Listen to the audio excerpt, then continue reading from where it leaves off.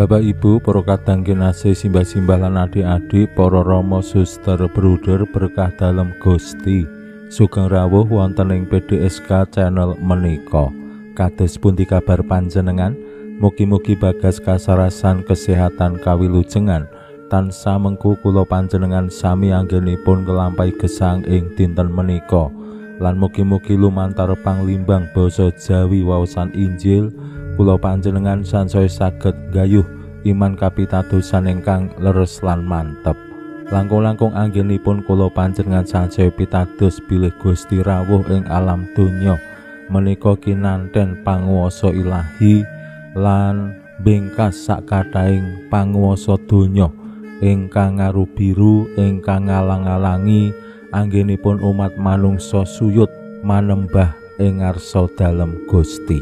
Gusti Yesus rawuh ing alam donya boten namung paring bagas kasarasan, paring pepadang, paring sabdo rahayu dumateng umat manungsa, ninggih bingkas sakathahing blengguning setan, blengguning roh-roh awon ingkang nguasani umat manungsa. Lan anggenipun Gusti Yesus ngusir utawi ngluarake umat manungsa saking panguwasaning setan lan dosa menika kinanten panguwasa ilahi injih panguwasaning Gusti piyambak.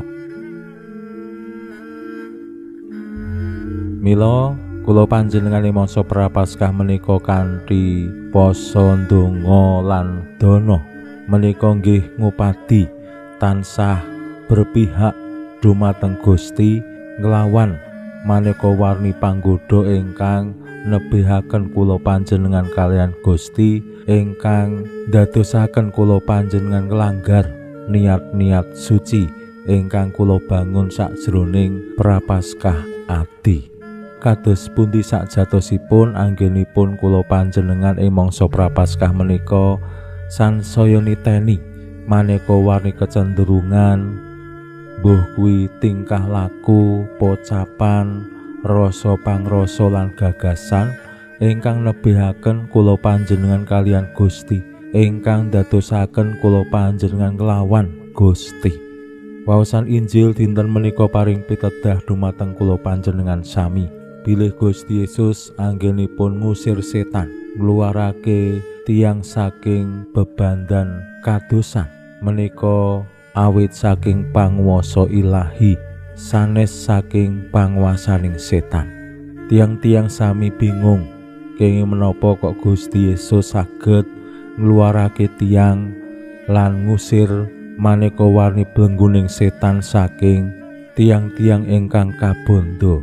Kathah ingkang mastani anggenipun Gusti ngluwari tiang-tiang saking bebandaning setan menika nggih awit nampi panguwasa saking setan utawi nggih meguru saka setan. Nah menika kadangkala wonten ing gesang kula panjenengan sok mekaten wontenipun paranormal, mbah dukun utawi tabib utawi sinten kemawon sing sacara nalar alamiah saged paring kasarasan, saged ngluwari tiyang saking maneka warni roh-roh. Lajeng kula panjenengan mastani wong iki kok ora normal. Lan saperangan tiyang nggih alergi dumateng tiyang-tiyang sing mekaten. Ananging wonten ing Injil kula panjenengan kedah ngakeni Gusti Yesus rawuh ing alam donya menika nggih bersinggungan kalian roh-roh awon, kalian setan. Pramila monggo kita pirengaken sabda dalem Gusti ing dinten menika lan kita wiwiti kanthi sembahyang sawetawis. Konjo ing asma dalem Yang Rama saha Yang Putra tuwin Yang Roh Suci. Amin. Suwawi sami munjuk Gusti Yesus sabdo dalem yang Rama ingkang sampun manjalma, mugi karsa ngandika dhateng kawula wonten ing asepen ing telenging manah kawula. KBKO kegiatan lan panglipur ingkang manjing ing sabdo dalem kapenuwana kawula mawi ro ing kawicaksanan dalem. Mugi-mugi srana anggen kawula maos lan mirengaken sabdo dalem, kawula sansaya nunggil ing sampeyan dalem. Amin. Waosan Injil kapetik saking Injil Lukas bab 11 ayat 11 ngantos dumugi 23. Nalika samono Gusti Yesus nundung setan bisu. Sawise setan katundung, wong bisu mau bisa guneman. Dene wong-wong padha gumun, nanging ana saweneh sing padha kandha. Anggone nundung setan iku nganggo panguwasaning Beelzebul, ratuning setan. Ana maneh sing kepengin nyoba panjenengane lan nyuwun pratandha saka swarga. Nanging Gusti priksa gagasaning wong-wong mau nuli paring pangantika. Saben kerajaan sing congkrah dhewe mesti ambruk, lan omah sing siji bakal ngembruki sijine. Samono uga setan. Yen congkrah dhewe kepriye bisane lestari kratone? Kowe kandha anggonku nundung setan mawa panguwasane Beelzebul. Nanging yen anggonku nundung setan mawa panguwasane Beelzebul, mawa panguwasane sapa anak-anakmu anggone nundung setan? Mulane anak-anakmu sing bakal ngadili kowe. Nanging yen anggonku nundung mawa astaning Allah, yen mangkono kratoning Allah wis nekani kowe. Yen sing jaga omah lan pekarangan wonge rasa lan sikep gegaman, bareng darbeke mesti slamet. Nanging manawa ana wong sing luwih rasa, sing rodo lan bekuk wong mau, gegamane sing diendel-endelake mesti karebut lan bareng jarane diedum. Sing sapa ora melu aku iku nglawan aku, lan sing sapa ora ngumpul karo aku iku gawe buyar. Makaten sabdo dalem Gusti. Suawi sami munjuk. Gusti, kawula munjuk sembah nuwun karana sabdo dalem. Sabdo dalem dadosa obor ingkang madangi margining gesang kawula. Katuntuna kawula sageta sabdo dalem menika numusi manah ngantos tansah ngrembaka kangge nggayuh gesang ing swarga. Amin. Bapak Ibu para kadang kinasih simbah-simbah lan adik-adik, waosan Injil ingkang nyariosaken kados pundi Gusti Yesus nundung setan bisu saking tiyang sing nyuwun sewu gadah difabilitas boten saged ngendikan.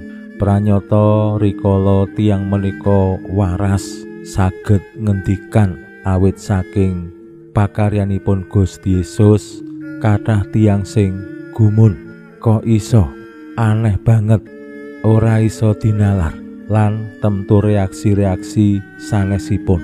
Kepara wonten tiyang sing lajeng nyoba Gusti, yen estu Gusti menika anggenipun marasake mawi panguwasaning Allah nyuwun pratandha saking swarga.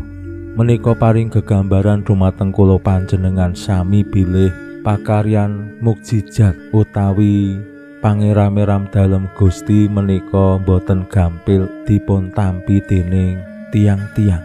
Wonten sing enggal-enggal pitados, ning boten sekedhik ugi ingkang mempertanyakan. Awit naminipun mukjizat kados sulapan ngagem panguwasa tertentu sing pancen langkung inggil tinimbang panguwasa sing nguwasani tiyang bisu kala wau, utawi panguwasa sing padha merga sak perguruan. Menika ingkang adamel tiang-tiang sami boten gampil nampi menapa sing dados pakaryan dalem Gusti. Yen jaman biyen menika lak kathah tiyang sing meguru nggih, Biasane simbah-simbah ingkang kagungan cekelan lan sampun boten saged ngilangi utawi ngluwari cekelanipun, biasane terus goleke sing sak perguruan sing mbok menawa bisa nguculi. Lan sing sak perguruan menika ya kudu sing luwih tuwa. Aja ngasih kalah awu karo sing duwe cekelan sing arep diuculi. Yen sanes perguruan nggih tetep kudu kekuatane luwih dhuwur, luwih tuwa tinimbang sing digadhahi simbah sing duwe cekelan. Menika jaman rumiyin. Ning tumraping kula menika nggih paring gambaran Gusti Yesus saged marasake tiang-tiang sing kabondo setan, roh-roh ala menika dados pratandha bilih panguwasane Gusti Yesus. Kekuatanipun Gusti Yesus nglangkungi ngungguli kekuatane roh-roh awon setan sing nguwasani bondo tiang-tiang. Mugi-mugi lumantar mangsa prapaskah menika kula panjenengan nggih wantun sansaya ngudari ngluwari awake dhewe saking maneka warni bebandaning roh-roh awon, bebandaning setan, lan ugi bebandaning ego pribadi sing kadangkala ngalang-alangi kula panjenengan dados abdining Allah ingkang suci. Pinujiya Allah sakmenika sarta ing salami-laminipun.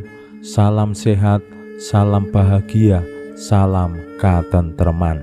Lan mugi-mugi lumantar panglimbang dinten menika kula panjenengan tansah jinangkung ing berkah dalem Gusti ingkang Maha Kuwasa, Hyang Rama saha Hyang Putra tuwin Hyang Roh Suci. Amin.